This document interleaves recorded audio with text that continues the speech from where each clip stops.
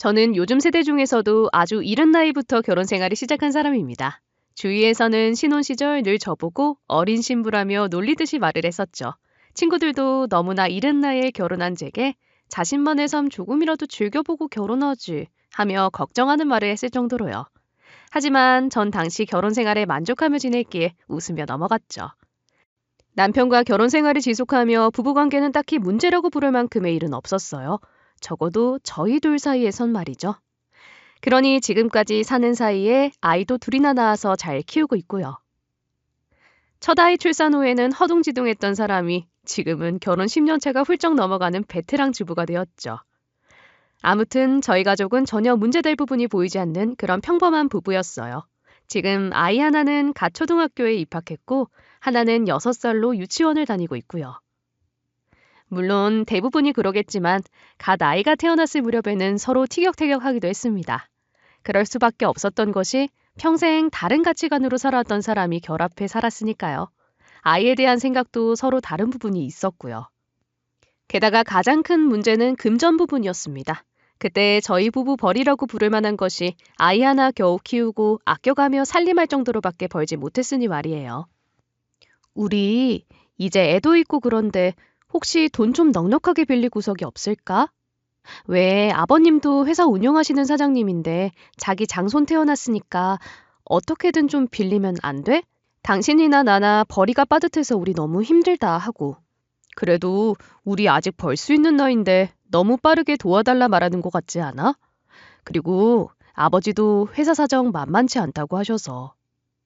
지금 너무 힘든 거 아는데 일단은 그냥 우리끼리라도 알아서 잘 헤쳐나가자. 응? 그래. 당신 말도 맞아. 내가 너무 눈앞에 보이는 숫자만 보고 조급하게 생각했나 보다. 당신 말처럼 우선은 우리끼리 잘 해나가 봅시다. 제 행동을 보시면 제가 가정의 경제적 책임을 시댁에게 기대려고 하는 것 같지만 이러한 데는 이유가 있었어요. 사실 저는 태어나고 이른 나이에 아버지를 여의었고 아이가 생겼을 무렵에는 홀로 계신 어머니 상까지 치러야 했거든요. 갑작스레 지병으로 돌아가신 친정 어머니였기에 힘듦은 배로 다가왔죠. 정말 다행이라고 생각했던 건 아이를 유산할 위기를 잘 넘겼다는 거예요. 위험한 시기 잘 넘겨서 겨우 출산할 수 있었거든요. 그런 아이이기에 더 잘 키우고 싶은 욕심이 있었죠. 그리고 그렇게 돌아가신 부모님이 제게 남긴 재산이라고는 작은 돼지국밥집 하나였기에 제가 기댈 수 있는 곳은 남편과 시댁뿐이었으니 당시에는 왠지 모를 자격지심도 있었고 남편 집에서 사업도 하는 소위 그래도 어찌 보면 잘 사는 집인데 지원 하나 없다는 것이 섭섭한 마음이 들었던 것 같아요. 남편 역시도 이런 제 사정을 다 이해하고 있었기에 닥달하는 제게 화를 내거나 하진 않았어요. 매번 투정 부리는 저를 보면서 한숨 한 번은 쉬어도 크게 역정을 내거나 그러진 않았다는 것이 못내 고마웠죠. 그렇게 첫 아이 잘 키워 둘째가 태어났을 무렵 저는 부모님이 남긴 작은 돼지국밥집을 어떻게든 잘 운영해보기로 결심했습니다. 이대로 남편에게 모든 부담을 떠넘기면 남편도 언젠가는 힘들어질 테니까요. 여보, 나 이번에 엄마가 남겨준 가게 이어서 해보려고 하는데 어때? 나도 엄마한테 물려받은 짬이 있는데 이렇게 버려두고 살 수만은 없잖아. 인테리어랑 싹 다시 해서 어떻게든 잘해볼게.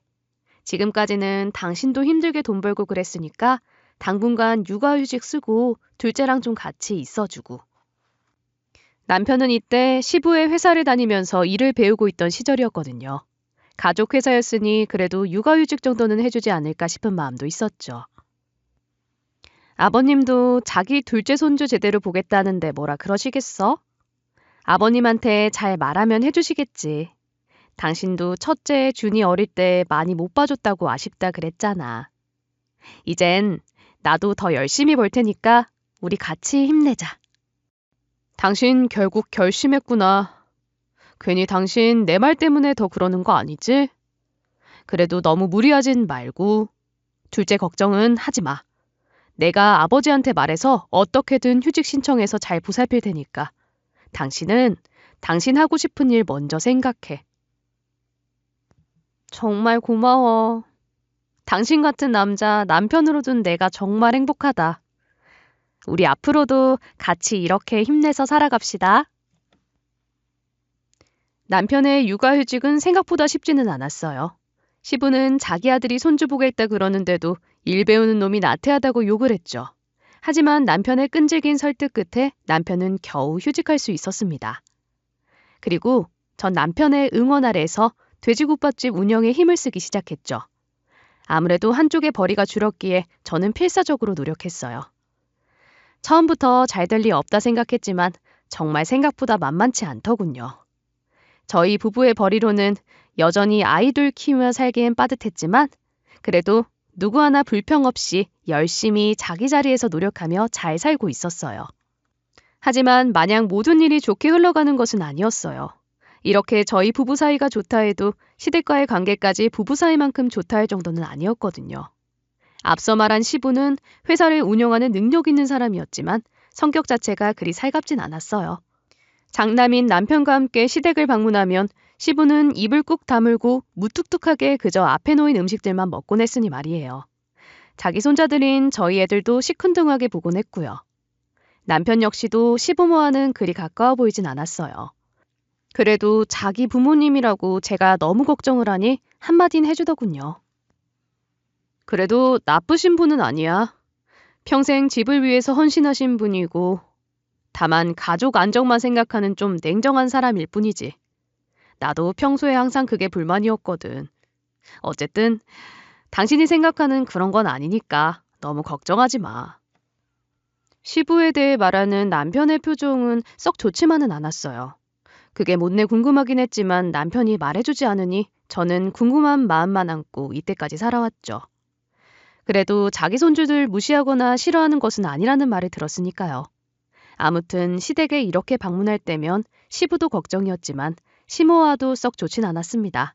저희 부부가 방문하면 항상 시모가 주방으로 저를 불러들여 불평불만을 털어놓기 급급했거든요. 저희가 젊을 때는 어찌나 날 고생시켰는지 아니? 지금 너희 나이 때 나는 허리 한 번 못 펴고 살았다. 우리 둘째 녀석이 태어났을 때도 산후조리는 무슨 갓난에 보자기 싸서 메고 다니면서 어떻게든 한 푼 아껴보겠다 이리 뛰고 저리 뛰고.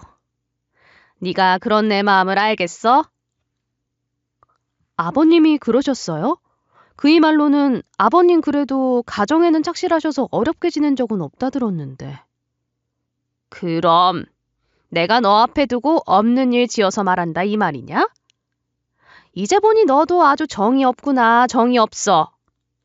어째 이 집 구석은 이런 사람들만 모여서 사니? 이러니까 내가 둘째 녀석만 좋다 그러는 거지. 사람들이 살가운 게 없어. 늘 말을 시작할 때는 이렇게 옛날 이야기에서 정이 없다는 둥 가족에 대한 불만으로 시작했죠. 하지만 항상 결국엔 돈 이야기로 말이 끝나더군요.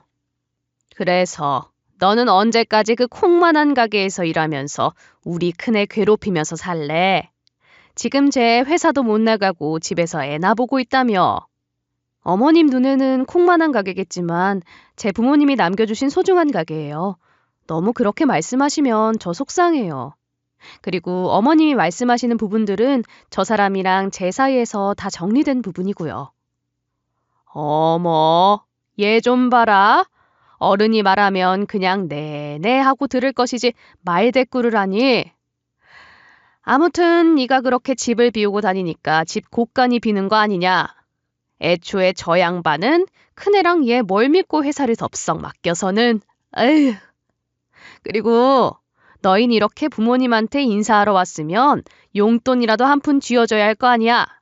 부모 일찍 돌아가신 거 지금 내 앞에 티라도 내는 거니?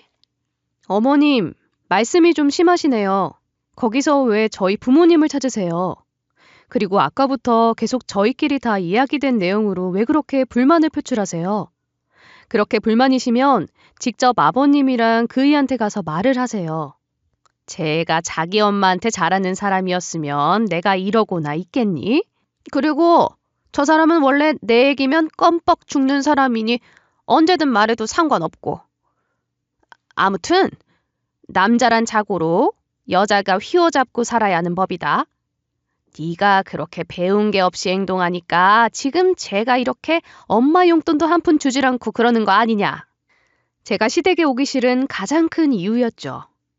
시모는 항상 입만 열면 돈 이야기, 제 돌아가신 부모님 핑계로 저를 헐뜯기, 남편에 대한 불평불만만 쏟아냈으니 말이에요. 그런데 말이죠. 사실 저희 남편도 처음에 시부가 물려주겠다는 회사를 받기 싫어했어요. 시부는 그런 남편한테 후회할 거다 말은 했지만 남편은 눈 하나 깜빡하지 않았죠. 그러다 이전 직장에서 몇 년을 일을 하다 그만 일을 그만둘 수밖에 없어진 거예요. 회사가 힘들다며 문을 닫아버렸거든요. 남편은 다른 회사에 이직하려 무척이나 노력했지만 남편이 전문으로 하는 금속 부품을 설계하고 만드는 제조회사는 국내에 그렇게 많지 않았죠. 그래도 전 남편을 믿고 기다렸어요. 하지만 이상하게도 남편은 능력 있는 사람인데 이직이 쉽지 않더라고요. 그러다 결국에는 지금처럼 시부의 회사에 눌러앉아서 일을 할 수밖에 없었고요. 아무튼 이런 사정으로 시부가 첫째인 남편에게 회사를 물려주게 되었는데 시모는 이 일이 평생의 한이라는 듯이 도련님에겐 뭐 하나 주지 않는다며 오히려 둘째만 챙기는 모습을 보여주더군요. 의아했죠. 남편도 엄연히 자기 자식이었는데 너무 차별하는 것은 아닌가 싶은 생각도 들었고요. 남편도 시모가 자신에게 이러는 것이 익숙하다는 듯이 아무렇지 않아 했고 저만 중간에서 마음 졸이는 시간을 보냈더라죠. 그런데 말이에요. 시모는 그렇게 차별 대우를 했으면서 참 웃기게도 가끔 남편에게 전화해서 돈이 필요하다고 회사를 물려받았으면 부모에게 응당 자식 노릇 좀 하라는 식의 말을 당당히 하더군요. 남편은 이에 한숨 쉬면서 적지 않은 돈을 시모에게 주곤 했죠. 그 모습들이 제게 참 낯설게만 느껴졌어요. 저희 식구를 제외하곤 늘 칼 같던 사람인데 시댁에 대한 궁금증이 더욱 많아지게 되었죠. 하여튼 시모가 이런 상황에 남편의 옆에 있는 저를 보며 항상 내뱉는 단어가 있었는데 정말 제 기분을 상하게 하는 단어였어요. 바로 존벌레란 말이었거든요. 회사 하나 물려받을 능력되는 남편 옆에서 돈이나 좀 먹는 존벌레라며 말이죠. 제가 사연을 보내볼까 생각하게 된 일 대부분의 사건이 우연인지 모르겠지만 남편이 시부에게 회사를 물려받고 난 뒤부터 시작되었어요. 그전에는 분명 저희 부부가 뭐라고 사는지도 관심이 없는 사람들이었거든요. 하지만 시모도 항상 신경 쓰는 사람이 있었으니 그건 바로 남편의 늦깎이 동생 도련님이었죠. 도련님은 남편과 8살이나 차이 나는 동생으로 명문대를 졸업한 뒤 대기업에 취직한 소위 말하는 엘리트에 속하는 사람이었어요. 이 일은 똑똑히 기억하고 있는데 시모가 시부에게 소리를 높인 것을 처음 봤던 날이었으니 말이었죠. 남편과 연관된 일이기도 했고요. 아니 당신은 어떻게 능력 좋은 당신 막내 아들 놔두고 맞이라는 이유로 첫째한테 회사를 줄 생각을 해? 이건 나한테 했던 말이랑 얘기가 다르잖아. 어디 남편이 정한 길에 토를 달아? 그렇게 잘났으면 당신이 한번 회사 운영해보던가.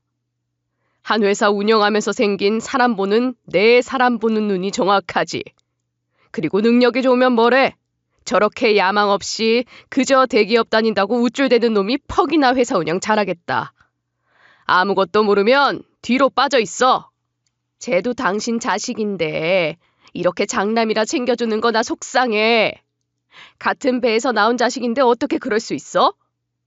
그렇게 장남한테 회사 주고 싶으면 둘째도 따로 좀 챙겨줘.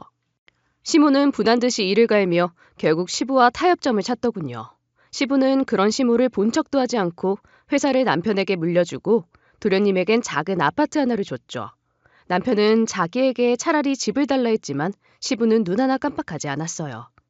물론 이 내용의 당사자 중 한 명인 도련님도 누군 작은 회사 물려받고 싶어서 그러는 줄 알겠다 하면서 오히려 회사를 이어받길 싫어했죠. 이에 어쩔 수 없이 남편이 시부의 회사를 이어가게 된 겁니다. 아무튼 이런 상황이었는데 이제 제가 왜 사연을 보내게 되었는지 청자님들도 정확히 알게 될 거예요. 시모의 태도를 더해 동서라는 사람이 저를 또 못살게 굴기 시작했거든요. 남편이 2년 전부터 회사를 물려받아 운영을 하다가 반년 정도 지났을 무렵 도련님이 결혼을 하겠다며 한 여자를 집에 데려오더군요. 그 여자가 바로 지금의 제 동서 되는 인물입니다. 전 이상하게 동서가 처음부터 탐탁지 않았어요. 하지만 시모가 이 동서를 무척이나 좋아했기에 그 둘의 결혼은 스무스하게 진행되었죠. 시모가 동서를 좋아하는 이유, 그건 바로 동서의 직업 때문이었어요. 매번 헐뜯던 저보다 본인이 그렇게 바라시던 수준 맞는 대학 교수였거든요. 평소부터 잘난 사람을 좋아하던 시모였기에 동서의 나이가 도련님보다 많아도 상관없다며 오히려 동서를 환영하더군요. 그런데 그 모습이 아주 가관이었습니다. 저번에 학교에서 이희랑 같이 보고 이렇게 정식으로는 처음이시죠? 유정은입니다. 그때 보셨던 대학에서 교수로 일하고 있어요. 아유, 네가 대학 교수인 거 다 알지. 그때 보니까 학생들이 널 많이 따르더구나. 네, 이런 사람을 며느리로 삼다니. 교수 되는 게 그렇게 시간도 오래 걸리고 어렵다던데. 젊은 나이인데도 아주 대단해. 네 또래 되는 저기 쟤들은 어째 잘하는 일이 하나도 없는데 말이다. 아무튼 환영한다. 동서란 사람을 보고 동시에 저희 부부를 까내리며 말하는 시모의 태도에는 환멸이 느껴지기도 했죠. 지금까지 열심히 보필하면 뭐하나 싶은 생각도 들고요. 시부는 이런 상황에서도 그저 지켜만 보고 있었는데 그게 또 저와 남편을 섭섭하게 했습니다. 이런 상황에서 당연히 기분이 좋을 리 없던 남편은 제 팔을 툭툭 치면서 이런 자리에 있을 필요 없다는 듯이 지금 당장 이 집구석 나가자는 눈빛으로 바라보더군요. 당연히 저는 남편의 의견에 응했죠.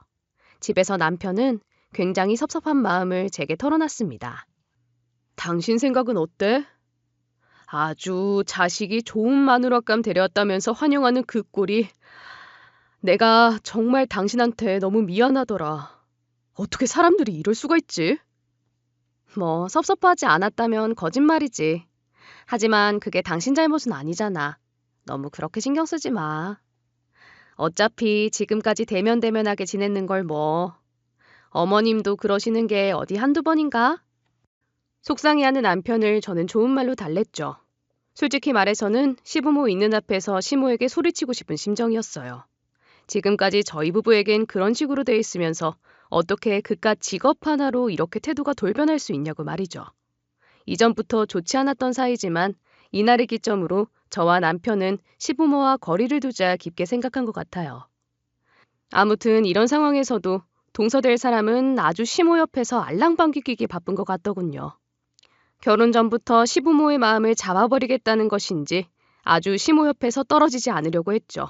그리곤 거기서 얼마나 여우짓을 해대는지. 제가 시댁에 간다는 소식을 들으면 냉큼 쫓아와서 이런 식으로 아부를 떨었거든요.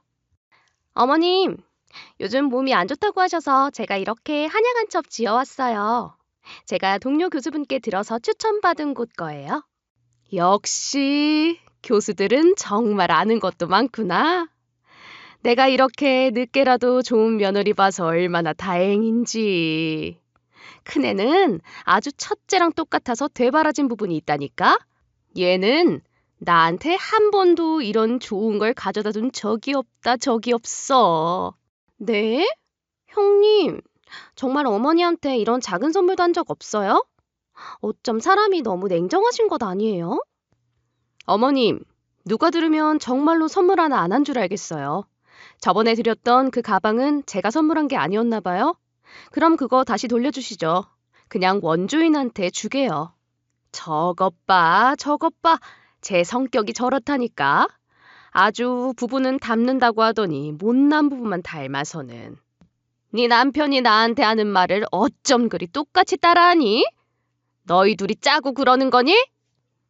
둘이서 어찌나 죽이 잘 맞는지 북치고 장구치고. 아무리 시댁과 거리를 두자 싶어도 일단은 시모였으니 아예 무시할 순 없었죠. 그러다 제가 폭발하는 사건이 있었는데 하루는 시모의 부름으로 시댁에 가서 둘이 떠들며 저와 남편을 은근히 욕하는 말을 듣고 있었는데 저는 너무 화가 나서 바로 손에 든 걸레 집어던지고 그 길로 집으로 돌아왔죠. 그러자 명절 제사가 되니 아주 시모가 작정하고 저를 부리려고 하더군요. 그냥 당할 순 없었죠.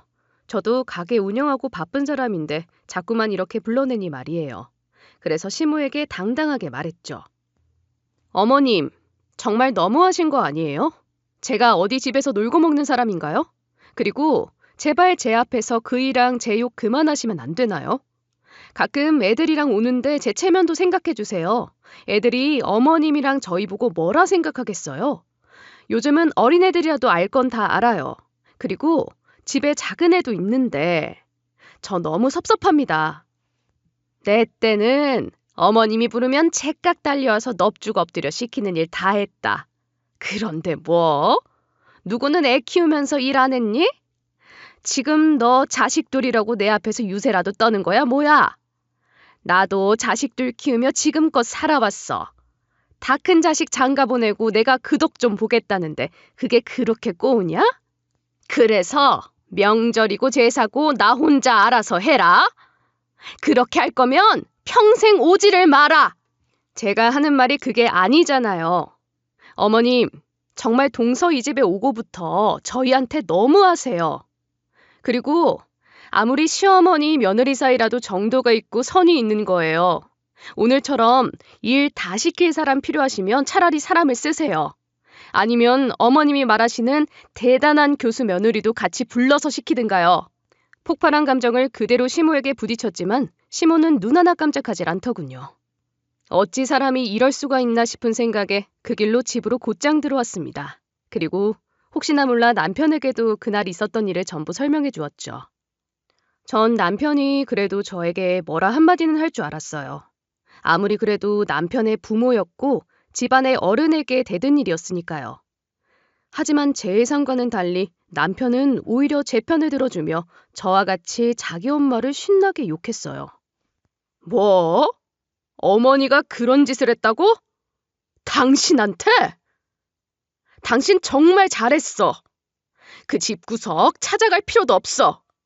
당신이 뭐하러 그 집 가서 요리며 청소며 어머니한테 다 하라 그래. 그래도 당신 어머니인데 내가 이렇게 나오면 신경 쓰이거나 뭐 속상한 점 없어? 솔직하게 나 이제 부모님도 안 계시고 그래서 당신 생각이 퍼뜩 들더라고.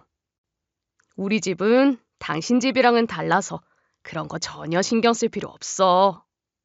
둘째 놈만 신경 쓰는 부모님 뭐가 좋다고 내가 꼬리 살랑살랑 흔들면서 반겨야 하는데? 돈도 그냥 아버지가 넙죽 넘긴 회사 때문에 줬던 거지. 나도 그 집구석 가는 거 불편해. 남편의 말에 용기를 얻었고 저는 그 뒤로 시댁의 발걸음을 거의 하지 않았죠. 그러자 머리를 조여오던 스트레스도 줄어들어 편한 마음으로 아이 보고 가게 운영하며 지낼 수 있었어요. 그러던 중 남편이 회사 일로 인해 몇 달 집을 비우게 되는 일이 생겼는데 이때 엄청난 일이 일어났습니다. 하루는 시모에게 전화가 왔어요. 시부가 아프다는 소식이었죠. 그리곤 큰며느리 찾는다며 급히 오늘 점심이라도 방문할 수 있겠냐 물어보기에 미운 시모도 아니고 시부가 아픈데 찾는다 하니 얼굴이라도 비추자 싶어 시댁으로 향했어요. 그렇게 도착한 시댁엔 당연하게도 동서 역시 시모와 함께 저를 기다리고 있더군요. 그 어디에도 시부 모습이 보이지 않아 집을 두리번거렸는데 그런 제게 비아냥거리듯 시모와 동서는 웃고만 있더군요. 이때 전 제가 이들에게 속은 걸 알게 되었죠. 속았다는 걸 알자마자 바로 집으로 돌아가려 했는데 그런 제 앞을 시모가 막아서고 말했어요.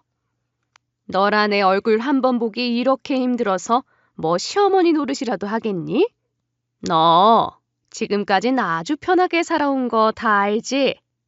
하고 싶은 대로 다 하고 내가 다른 사람들이랑 달리 교양이 좀 흘러넘쳐서 너한테 잘 대해줬더니 이런 식으로 보답을 해?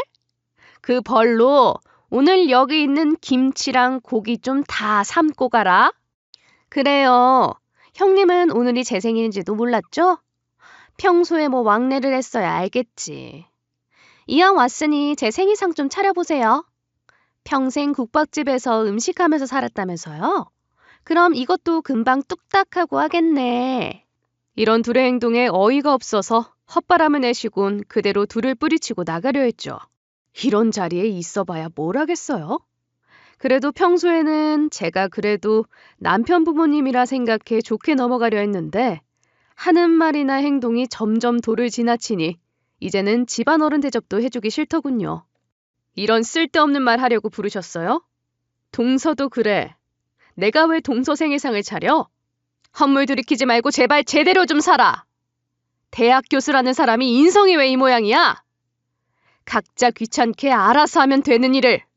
그렇게 본인들을 뿌리치고 가려고 하니 시모는 자신을 무시한다 생각했는지 저에게 잔뜩 화가 나서 순간적으로 제 팔을 잡고는 휙 돌려 그대로 제 뺨을 때리더군요. 저는 맞은 동시에 너무 놀라 순간 벙찐 상태로 있었는데 그런 절 보면서 동서는 깜짝 놀란 듯 했지만 이내 맞은 제가 고소하다는 듯이 쳐다보기 시작했습니다.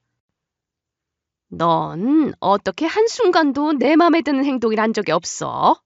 같은 가족 생일상 차려주는 게 그렇게 힘드냐? 내가 널 무슨 시집살이를 시킨 적이나 있어? 아님 노예처럼 부려먹기를 했어? 고작 그 수육 하나 만들어주라 말하는 시어미 말이 말 같지도 않아? 그게 뭐가 힘들다고? 그래요, 형님. 어머니 말씀이 옳아요. 무슨 힘든 일도 아닌데. 엄살 그만 떨고 어머님 말대로 수육이나 삶아서 저한테 딱 대접하시면 될 일을. 지금 우리 사이에서 약자는 형님이에요. 제가 무슨 말하는지 잘 알아듣죠? 서로 큰 소리 듣긴 싫잖아요. 그럼 알아서 처신 똑바로 하셔야죠. 아주 시모를 등에 업고 그게 권력이냐 구는 동서, 저를 식모 취급하려는 시모, 그리곤 둘이 뭐가 좋은지 하하호호 웃고 난린데 저는 그런 두 사람, 특히 동서를 보고 씩 웃으며 전화기를 들었습니다. 그러자 둘은 제가 뭐하나 싶어서 계속 쳐다봤죠. 그런 둘을 무시하며 저는 전화 건너편 사람에게 말했어요. 안녕하세요. 저번에 말씀드렸던 일 때문에 연락드렸습니다. 오늘 제가 마음을 먹어서 말이에요. 지금 파일 보내드릴 테니 한번 확인해 보시죠.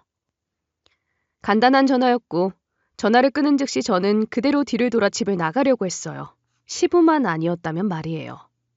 시부도 이 소란을 밖에서 조금이나마 들었는지 표정이 좋지 않았고 저는 그런 시부를 보고 말했죠.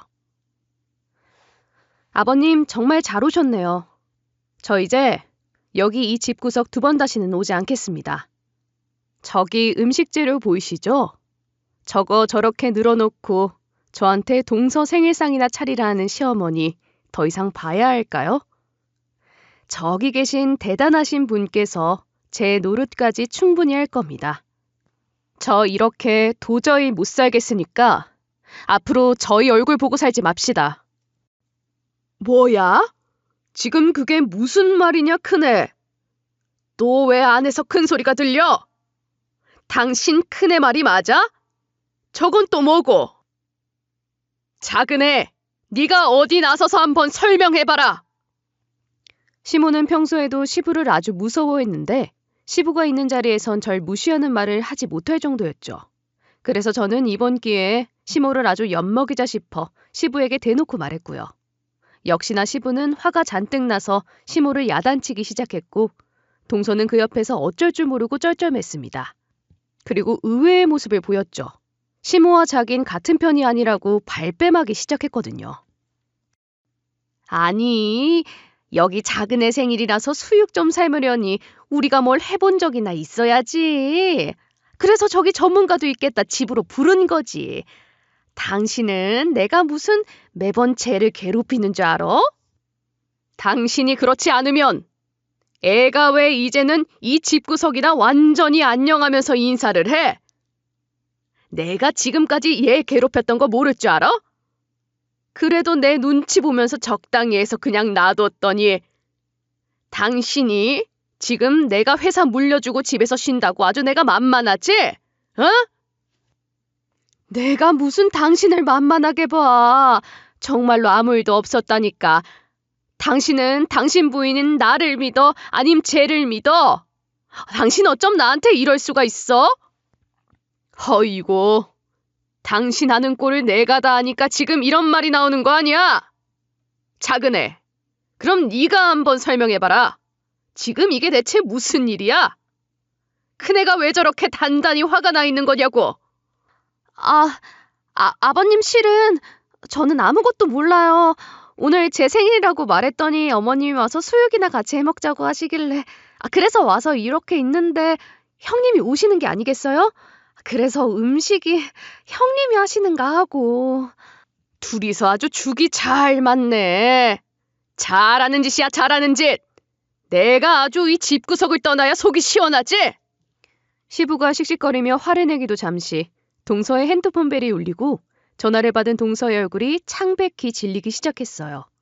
전 그 순간 눈치챘죠. 방금 전 제가 했던 그 전화가 바로 효과를 나타냈구나 하고요. 동서의 안색이 돌변하자 시부도 동서에게 무슨 일이라도 있나 싶어 화를 참으며 동서에게 무슨 일이냐 물었습니다. 그리곤 동서가 말하기만을 기다리는데 동서는 통화가 끝난 뒤에도 제자리에서 아무 짓도 못하고 가만히 서 있었죠. 그럴만 할 겁니다. 아무튼 전 이때다 싶어서 얼른 시댁을 빠져나왔고 그 길로 곧장 집으로 가려 했어요. 그렇게 대문은 여는 순간 뒤에서 동서의 목소리가 들렸죠. 형님! 아까 전화 어디로 하신 거예요? 대체 무슨 짓을 한 거냐고! 지금 당신이 무슨 짓을 했는지 알기나 해? 당장 말해! 당장! 왜 동서? 그 잘난 직장에서 무슨 전화라도 왔던 모양이지? 그래서 어떻게 하겠대? 동서 그냥 자르고 그 자리에 다른 사람 넣겠다고 해? 아, 내가 어떻게 아냐고? 당연히 잘 알지. 형님이 그걸 어떻게 알아요? 설마 당신이 지금 우리 학교에 전화해서 뭐라고 한 거야? 아니야.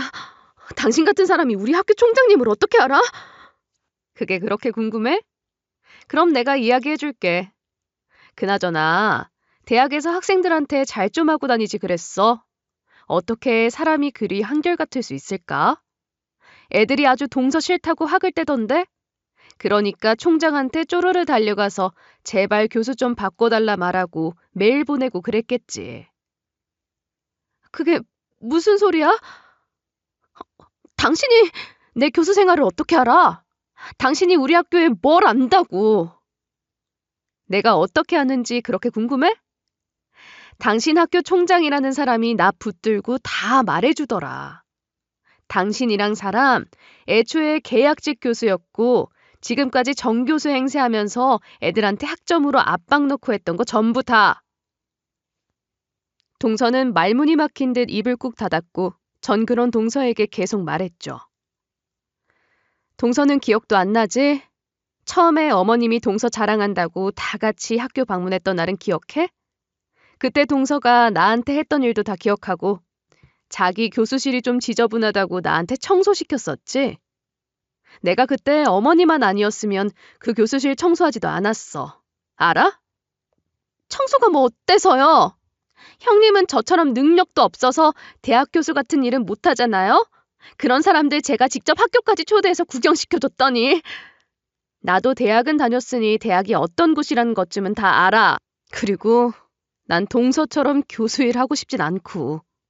어쨌든 그날 동서 나를 아주 자기 식모 부리듯 대했었지. 마치 갑과 을의 관계처럼 말이야. 너무 서러워서 그 교수실 나와 화장실로 가는 길에 내가 엉엉 울었어. 동서는 전혀 몰랐지? 그때 그 학교 총장이라는 사람이 나를 끌고 계단 구석으로 가서 묻더라. 동서랑 아는 사이냐고. 그래서 동서 형님 사이다 했더니 아주 조심스럽게 묻던걸? 집에서 동서 행동 어떻냐고 말이야. 그래서 내가 뭐라 했는지 알아? 설마 거기서 총장님한테 제 욕을 있는 대로 하신 거 아니죠? 그렇지 않으면 어떻게 총장님이 전화와서 내게 이런 말을 할 수 있어? 동서, 사람은 뿌린 대로 거둔다는 말 몰라? 자기가 정식 교수도 아닌 주제에 지금 담당하고 있는 과목 교수가 해외로 연수 간 틈을 타서 마치 자기 세상이냥 굴었으면 그에 맞는 대가를 치러야지. 그리고 그때 알았던 동서에 대한 비밀. 내가 알면서도 왜 입을 꾹 다물고 있었을 것 같아? 동서는 제 물음에 답하지 않았죠. 그저 제 입에서 나오는 말만 기다리고 있을 뿐. 역시 사람은 동서 말대로 능력이 있어야 한다니까. 눈치가 이렇게 없을 수가 있나. 유유상종이란 말 알지? 내가 봤을 때 어머님이나 동서나 똑같은 사람이거든. 자기 노력으로 가진 거 하나 없는 사람이 그저 껍데기만으로 허세에 유세 떨면서 다니는 거. 그런 사람들 이제 된통 서로한테 당하고 살아라 싶어서 그냥 가만히 있었던 거야. 알겠어? 동서와 제 말이 길어지는 것이 보이자 집에서는 시부모가 나와서 무슨 일이냐 묻기 시작했어요. 동서는 아무 말도 할 수 없었고 이내 저를 보며 안색이 파랗게 질리기 시작했죠. 전 그런 동서를 보면서 차갑게 말했어요. 아무튼 그 대학 총장이라는 사람이 나한테 전화번호 주면서 동서 갑질하면 언제든지 말해달라 해서 오늘 전화한 거야. 그간 정말 고마웠어. 나 동서랑 어머님 말한 거 전부 잘 녹음해뒀거든? 나도 유용하게 한번 써먹어 봐야지. 동서는 그렇게 돌아서는 제 뒤에서 다시 총장이란 사람에게 전화해 자신이 잘못했다며 미안하다며 싹싹 빌고 있는 것 같더군요. 저는 아무것도 안 들리는 사람처럼 그런 동서 시부모 놔두고 곧장 집으로 왔습니다. 그리곤 시댁에 두문불출했죠. 그렇게 2주가 흐르고 드디어 남편이 출정해서 돌아왔습니다. 출장 갔던 남편이기에 지금 시댁과 제가 어떤 상황인지 설명을 해야 할 필요가 있을 거라 생각했어요. 그래서 전 그간 있던 일들을 다 말해주었어요. 모든 정황을 다 들은 남편은 단단히 화가 난 표정으로 제게 말을 시작했습니다. 남편의 입에서 나온 소리는 제 상상을 초월한 이야기였죠. 이렇게 화난 남편 보기도 처음인데 갑작스럽게 고백을 하는 남편에 저는 집중해서 남편의 목소리를 듣게 되었죠. 참 한결같은 사람이야. 도대체 내 부모님이 맞을까 싶을 때가 많았는데 당신한테도 그딴 짓거리를 했어? 내 엄마라지만 정말 상종하기도 싫은 사람이야. 자기가 밖에서 배 맞아 다른 사람 애베고 와서는 아버지와의 친자식을 이렇게 대하고 싶을까? 당신, 그게 무슨 말이야? 밖에서 다른 사람하고 배 맞대다니. 설마 그럼 지금 서방님이랑 당신이 아버지가 다르다 그 말이야? 정말 당신에게 이런 불편한 짓일까지 알리고 싶지 않았어. 그래, 내 동생이라는 놈, 엄마가 밖에서 다른 남자랑 한순간에 바람으로 생긴 애야. 그걸 아버진 다 알면서도 눈 감고 데리고 살았던 거고, 동생은 자기가 아버지랑 다른 핏줄인 것도 몰라. 두 분 다 숨기기 급급했거든. 오히려 밖에서 보면 내가 밖에서 나온 앤가 싶을걸?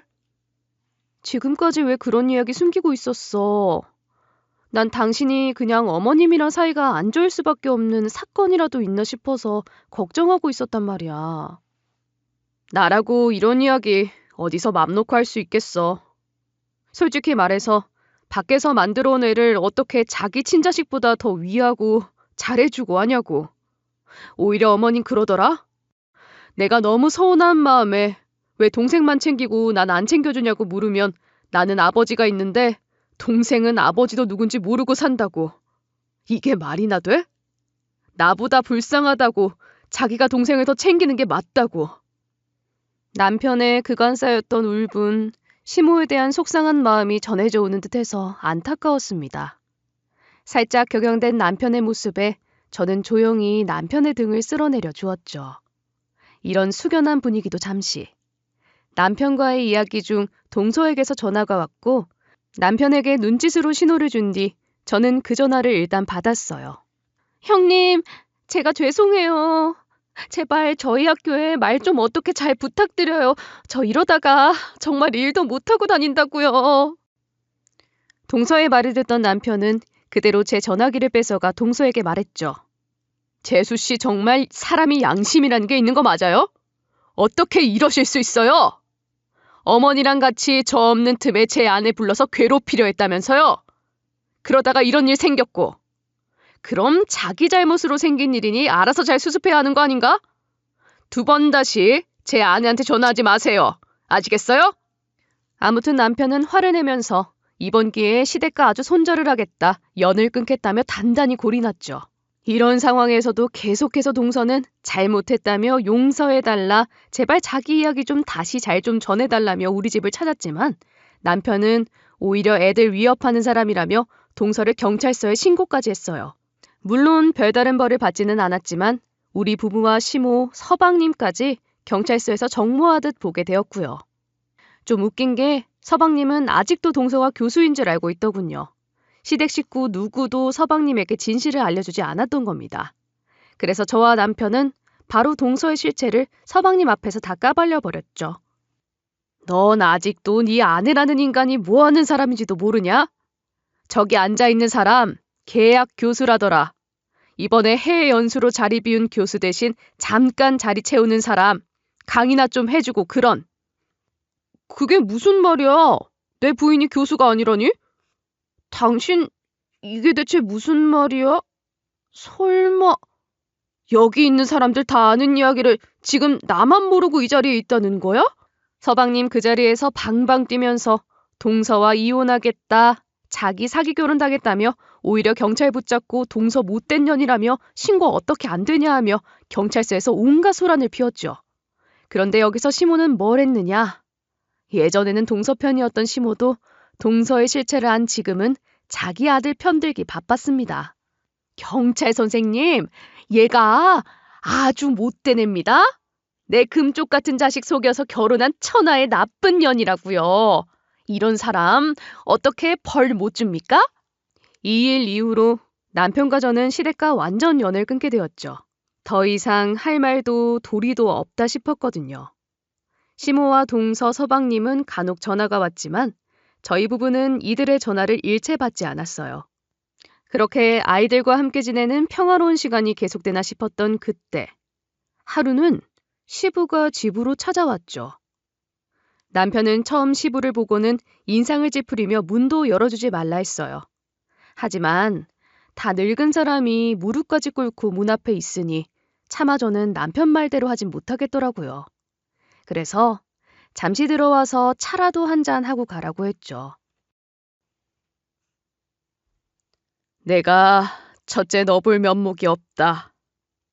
내가 그 여편네랑 그 여편네가 밖에서 품어온 자식까지 다 받아줬는데 이런 식으로 은혜를 원수로 갚을 줄은 몰랐구나. 나도 그간 많이 반성했다. 지난날 너한테 내가 왜 그랬는지. 이제는 나도 내 아들 챙기고 싶구나. 이런 나라도 용서해 줄 수 있겠니? 그럼 도대체 저한테 왜 그러셨어요? 아무리 그래도 아버지도 다 알고 계셨으면서 친자식인 저부터 챙기셔야 했던 거 아니에요? 아버지도 결국 저를 버린 자식으로 생각하셨던 거 아니냐고요? 네 말이 다 맞아. 다 맞는 얘기다. 그런데 그래도 내 마음만은 의심하지 말아주렴. 난 정말 너에게 최선을 다하려 했다. 천성이 무뚝뚝해 잘 표현하지 못했을 뿐이지. 아니면 내가 왜 회사를 너한테 물려줬겠어. 시부는 끊임없이 남편에게 미안하다고 자신을 용서해달라 빌고 빌었습니다.